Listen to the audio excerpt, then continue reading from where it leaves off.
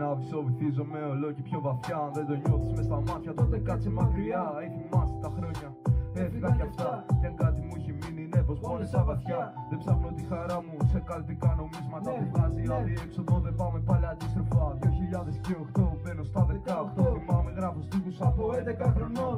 Βγάζουνε μαχαίρι τα παιδιά που πίνουν φρύμπα. Ό,τι γράφω στα κομμάτια με τα μάτια μου το είδα. Κι άμα θες με κάποιο τρόπο να με βγάλεις ψεύτη, έλα μαζί μου να σου δείξω που τα είδα.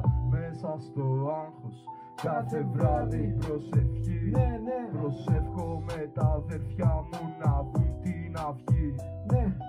Αισιοδοξία μέχρι ένα όριο, γιατί η πραγματικότητα είναι σκληρή. Αφήνω πίσω μου τις μέρες που πέρασαν. Γίνομαι άλλος άνθρωπος, κάποιοι λένε πως γέρασα. Κοιτάω το μέλλον μου έξω από το παράθυρο. Δακρύζουνε τα μάτια μου όταν βλέπω τα τέρατα. Κοινωνία μέσα στο σκότος και το κρύο. Κοινωνία ένα και ένα κάνει δύο.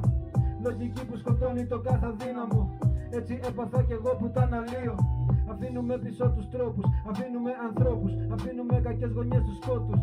Αμφισβητείς πως μόνοι μας ερχόμαστε και φεύγουμε με 1000 τρόπους για τους δικαιούς τους τόπους.